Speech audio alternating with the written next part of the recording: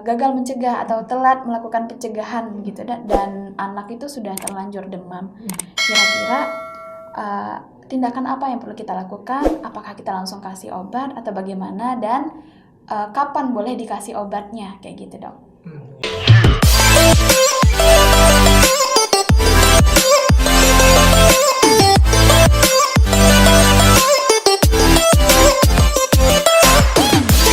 Assalamualaikum warahmatullahi wabarakatuh.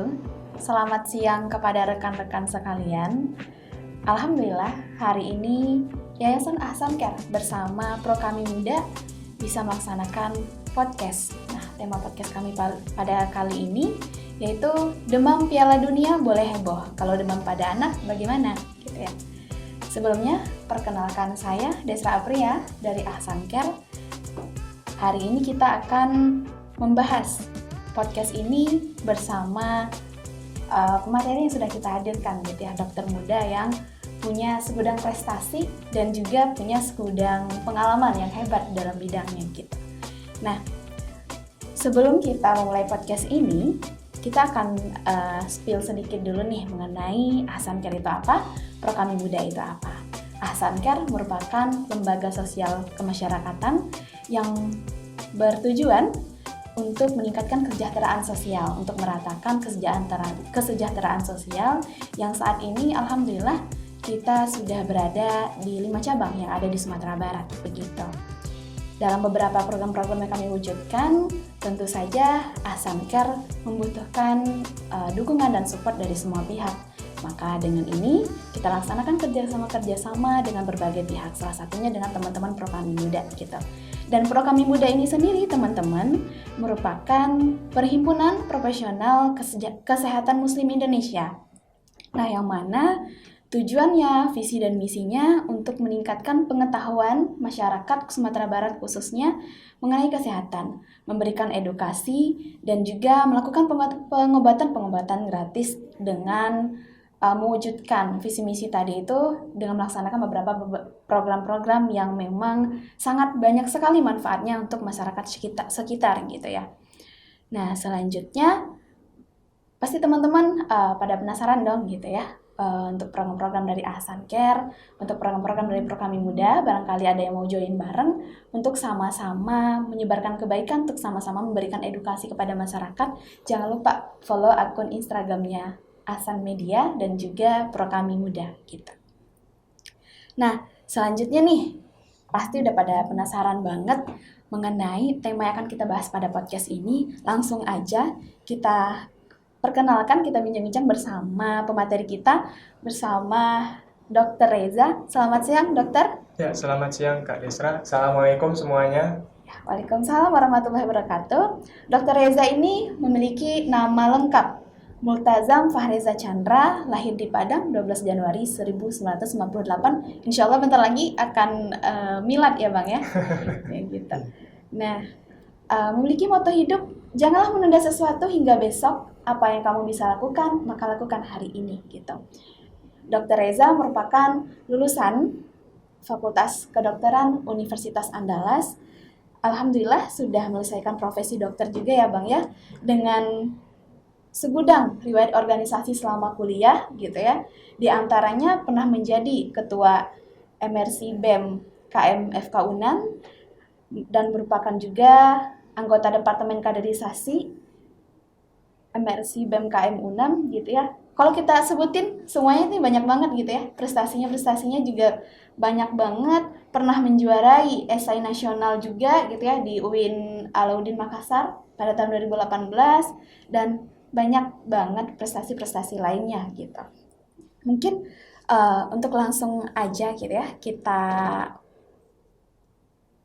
langsung ke bahasan podcast kita pada kali ini gitu. Nah, kemarin-kemarin ini Pak Dokter, seluruh dunia ini dihebohkan dengan adanya Piala Dunia gitu. Orang tuh bilang demam Piala Dunia gitu ya. Nah, maka keluar tuh Argentina sebagai juaranya dan semua orang tuh heboh banget. Saking hebohnya itu jalanan-jalanan itu penuh dengan para penonton yang memang nonton pada saat itu gitu. Namun sebenarnya ada juga nih dok yang demam-demam yang lainnya kayak gitu ya. Nah, yang bikin heboh gitu. Selain demam rindu, ternyata ada juga demam pada anak yang kemarin sebulan yang lalu itu sempat heboh banget gitu. Nah, ini bikin emak-emak heboh tentunya gitu ya. Nah, jadi gini, kita mau nanya nih dok, gimana sih caranya gitu ya emak-emak atau calon mama, calon ibu-ibu gitu ya, agar bisa menjadi juara juga untuk menghadapi demam pada anak ini gitu. Nggak cuma demam Piala Dunia aja yang jadi juara, tapi menghadapi kasus demam pada anak yang kemarin sempat heboh banget dan mengkhawatirkan banget gitu dok. Nah, jadi untuk pertama kali kita akan tanyain mungkin ya dok ya. Jadi kapan sih anak itu dikatakan demam? Kalau di Minang itu kan ada namanya demam abo gitu ya dok ya, demam panas gitu. Nah kira-kira gimana sih dok demam dari pandang sudut medis itu tersendiri gitu? Ya, mungkin sebelumnya saya izin menjawab ya Kak ya untuk pertanyaannya. Bismillahirrahmanirrahim. Jadi sebenarnya untuk demam ini itu merupakan sebuah alarm. Tapi bukan demam ini artinya itu sebuah penyakit. Tapi merupakan sebuah tanda bahwa seseorang itu memiliki suhu tubuh yang meningkat dari biasanya. Nah, biasanya untuk angkanya itu rata-rata orang mematoknya itu di atas suhunya itu 37,5 derajat Celcius. Nah, orang tua itu biasanya akan memperhatikan anaknya demam atau tidak, biasanya dengan memegang anaknya.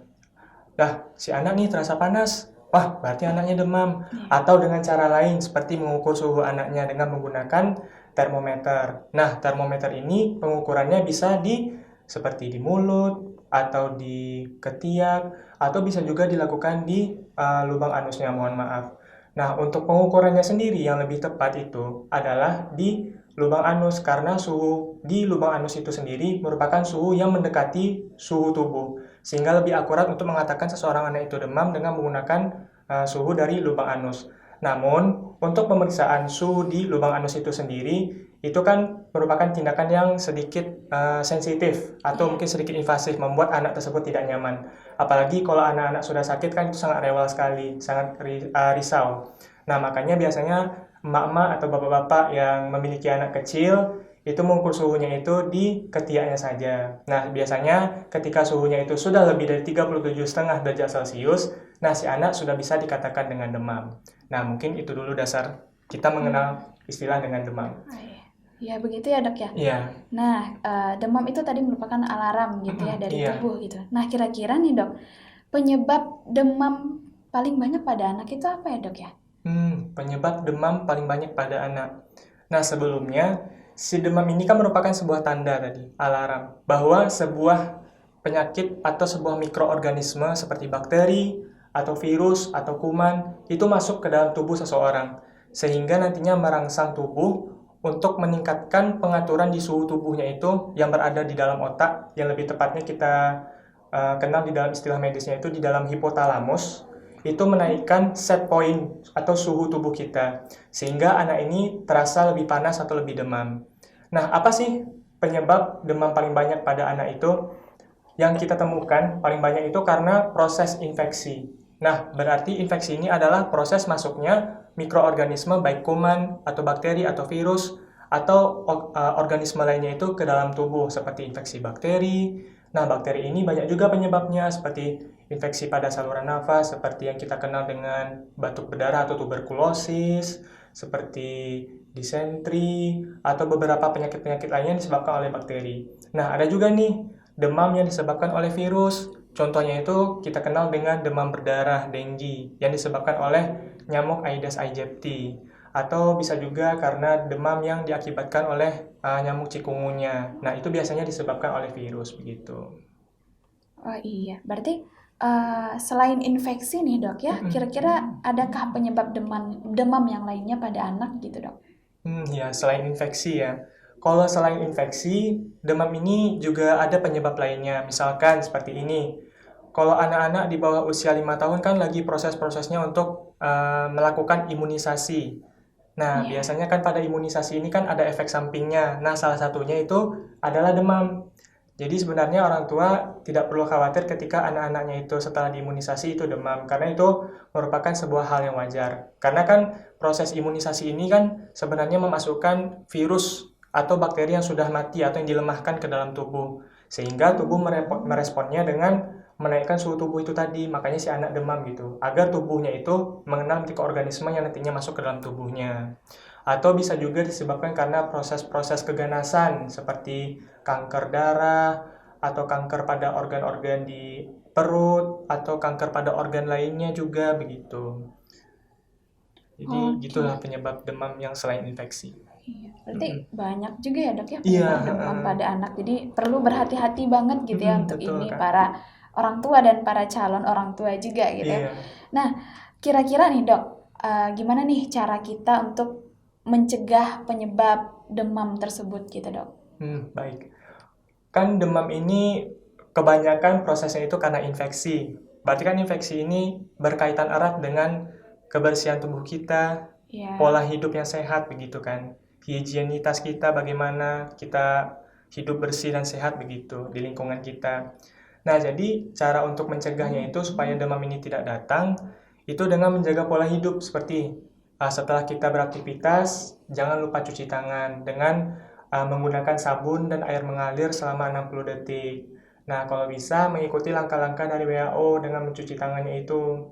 Nah, terus dengan menjaga pola makan juga, karena dengan menjaga pola makan 4 sehat 5 sempurna, itu nantinya sistem imun kita itu akan menjadi lebih baik ke depannya.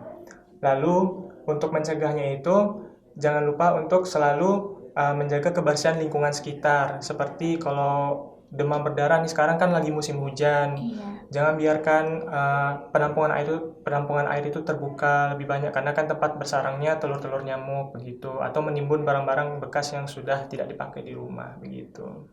Oh iya, Iya. nah kalau bisa sih emang gitu ya dok ya, Mm-mm. kita melakukan pencegahan gitu ya, lebih Iya. baik mencegah daripada mengobati Iya, betul. gitu. Nah tapi kalau misalnya nih dok, kita gagal mencegah atau telat melakukan pencegahan gitu dan anak itu sudah terlanjur demam, kira-kira tindakan apa yang perlu kita lakukan? Apakah kita langsung kasih obat atau bagaimana, dan kapan boleh dikasih obatnya kayak gitu dok? Iya. Sebenarnya untuk demam ini apakah kita langsung perlu memberi obat atau tidak pada anak, itu boleh-boleh saja. Karena kan tingkat kekhawatiran orang tua itu kan juga berbeda-beda. Iya. Ada mungkin orang tua yang ketika anaknya demam saja itu sudah langsung panik dan mungkin langsung membawa anaknya ke dokter. Iya. Atau mungkin bisa juga yang orang tuanya ini bisa meminimalisir kepanikannya, mungkin dengan melakukan beberapa pertolongan pertama. Seperti yang dapat kita lakukan itu melakukan kompres hangat pada anak. Nah, tujuannya itu supaya nantinya suhu tubuh si anak ini bisa berkurang. Nah, kemudian biarkan anak ini beristirahat dengan tenang. Nah, saat beristirahat ini, jangan biarkan anak menggunakan pakaian yang tebal. Karena dengan melakukan tindakan tersebut, suhu anak ini semakin meningkat. Sementara si tubuh ini perlu untuk melakukan pengeluaran panas yang berlebih di dalam tubuhnya begitu. Sehingga dengan menggunakan pakaian yang tebal ataupun selimut yang tebal, proses pertukaran panas dengan udara yang ada di luar itu tidak terjadi, sehingga suhu Gitu ya, tubuh Dok. anak makin meningkat begitu. Nah, terus jangan lupa juga untuk menjaga kebutuhan cairan anak. Mengapa demikian? Karena dengan menjaga kebutuhan cairan ini, pada demam itu kebutuhan cairan anak itu lebih meningkat 1,5 kali lipat daripada kebutuhan biasanya. Oh begitu ya dok? Iya Kak, jadi dengan adanya peningkatan itu, asupan anak juga harus dilebihkan. Karena kalau misalkan anak kekurangan cairan, nanti akan mengarah kepada yang namanya dehidrasi atau beberapa kemungkinan-kemungkinan terburuk lainnya begitu.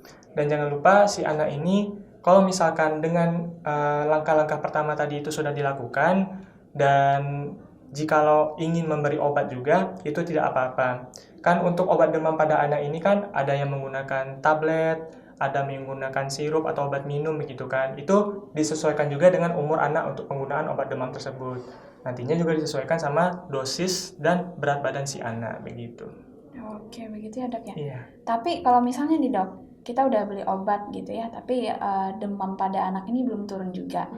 Kira-kira kita masih lanjutkan kasih obat yang tadi atau harus segera dibawa ke dokter gitu? Atau ada ketentuan nggak dok? Kapan mesti anak itu dibawa ke fasilitas kesehatan gitu dok? Iya. Karena orang tua ini tidak ingin anaknya sakit kan. Jadi si orang tua ini berpikiran bahwa aku harus menyembuhkan anakku, aku harus membawa anakku ke dokter begitu. Nah, tapi sebenarnya ada beberapa poin yang perlu kita perhatikan, kapan sih si anak ini dapat kita bawa ke dokter. Karena kan dengan pertolongan pertama tadi kan kita sambil untuk mengobservasi juga bagaimana keadaan si anak. Apakah dengan pertolongan pertama tadi demam anak sudah turun atau belum. Nah, jika dengan pertolongan pertama tadi itu tidak mengalami perbaikan, nah orang tua sudah bisa membawa anaknya itu ke dokter supaya mendapatkan penanganan kesehatan yang lebih lanjut begitu. Oke, begitu ya dok ya. Iya. Nah, pertanyaan terakhir nih dok, kira-kira dokter ada pesan gitu dok buat ibu-ibu, buat bapak-bapak, calon ibu-ibu dan calon bapak-bapak juga gitu, biar nanti rata-rata kan orang tua ini kalau anaknya udah sedikit sakit aja, contohnya demam, itu udah langsung panik gitu. Nah, selain itu kan ada seperti yang dokter jelaskan tadi, ada pertolongan-pertolongan pertama nih gitu, nggak harus selalu obat itu menjadi nomor satu yang kita suguhkan pada anak. Kita ada pesan gitu dok barangkali. Ya. Untuk para bapak-bapak ataupun ibu-ibu, moms and dads zaman sekarang gitu kan, ataupun kita sebagai calon bapak-bapak ataupun ibu-ibu nanti ke depannya, sebenarnya balik ke poin awal tadi, kalau demam ini merupakan sebuah alarm akan terjadinya sebuah sakit atau penyakit begitu. Nah, ingat dengan pertolongan pertama tadi, sebenarnya untuk ibu dan bapak sebenarnya tidak perlu panik, karena dengan pertolongan pertama tadi kita sudah berusaha sebagai garda terdepan bagi anak kita untuk menyembuhkan mereka. Namun kan kondisi anak ini berbeda-beda, kondisi imunnya juga berbeda-beda. Nah, mungkin si anak ini ada kondisinya itu yang lebih berat dan harus segera membutuhkan pertolongan ke dokter. Nah, jika setelah nampak tanda-tanda seperti si anak ini demam dengan kondisi-kondisi seperti kejang, atau kondisinya sudah lemas, atau disertai dengan diare atau mencret-mencret, atau kondisi-kondisi lainnya sudah menurut bapak atau ibu itu sudah sangat-sangat tidak bisa ditolong lagi dengan pertolongan pertama, itu bapak-bapak atau ibu-ibu sudah memeriksakan, sudah bisa membawanya ke dokter. Mudah-mudahan dengan pengobatan ke dokter ini nantinya anak bapak atau ibu pun bisa tertolong. Karena untuk sakit itu sendiri kan kita mendapatkannya dari Allah, dan nanti menyembuhkannya Allah juga. Kita sebagai pelayanan kesehatan hanya bisa sebagai perantara untuk menyembuhkan anak ini agar kondisinya sehat kembali. Jadi tidak usah panik, segera bawa anaknya ke dokter jika kondisinya itu sudah tidak memungkinkan lagi dengan pertolongan pertama begitu. Iya, baik begitu. Nah, rekan-rekan sekalian ya, berarti kita sampai nih kesimpulan dari podcast kita pada hari ini seperti yang dikatakan Dr. Reza tadi, bahwa demam itu merupakan suatu alarm bahwa tubuh itu mungkin sedang ada virus atau bakteri yang memasuki kayak gitu ya. Berarti di sana itu sudah menjadi wanti-wantinya kita gitu ya untuk bisa memperhatikan kebersihan tubuh, kebersihan makanan, kebersihan lingkungan kayak gitu. Jadi memang harus dipastikan banget nih kita tuh bersih dari segala hal-hal yang akan menyebabkan penyakit pada kita kayak gitu. Dari sekian banyaknya penyebab demam, ternyata ini hal yang bisa mudah gitu ya, bisa mudah untuk menyebabkan penyakit. Jadi perlunya proteksi dari orang tua juga gitu terhadap anak-anaknya kayak gitu. Dan kalau misalnya sudah terjadi demam atau penyakit lainnya pada anak, yang pertama kali dilakukan seperti kata Dr. Reza tadi adalah jangan panik, berikan pertolongan pertama dulu gitu ya. Jika memang sudah tidak memungkinkan untuk dilaksanakan pertolongan pertama, lalu bawalah anak ke fasilitas kesehatan atau langsung berobat ke dokter kayak gitu, biar untuk ditangani lebih lanjut gitu, untuk berikan obat yang sesuai dengan keluhan, sesuai dengan penyakit yang sedang didapat kayak gitu ya. Nah, ada pesan-pesan juga nih tadi dari Dr. Reza, selain kita mengandalkan obat gitu ya, penyakit ini datangnya dari Allah gitu, dan nanti Allah yang akan sembuhkan. Ikhtiarnya kita memang melaksanakan pengobatan ke dokter, ke fasilitas kesehatan kayak gitu. Dan jangan lupa juga untuk berdoa gitu ya, semoga Allah memudahkan segala urusan kita gitu, menyembuhkan segala yang sakit pada diri kita, pada diri anak-anak kita gitu. Nah dokter, terima kasih banyak atas ilmu dan informasinya, ini sangat bermanfaat sekali, sangat berguna sekali. Tidak hanya bagi ibu-ibu dan bapak-bapak mungkin ya, tapi bagi kita juga calon mom and dad masa sekarang gitu ya, zaman now gitu. Nah, dan teman-teman, barangkali bagi teman-teman yang ingin mengikuti lebih lanjut gitu ya, ingin mengetahui lebih lanjut tentang program-program dari Prokami Muda, dari Ahsan Care juga, jangan lupa untuk follow IG Ahsan Care, yaitu IG-nya di Ahsan Media, Di YouTube-nya ada namanya Ahsan Care dan juga di IG Pro Kami Muda. Barangkali kita bisa join lagi nih untuk menyebarkan kemanfaatan lebih luas gitu ya. Sekian dari kami untuk podcast kali ini. Saya Desra Apria bersama Dr. Reza. Pamit undur diri dan Assalamualaikum warahmatullahi wabarakatuh.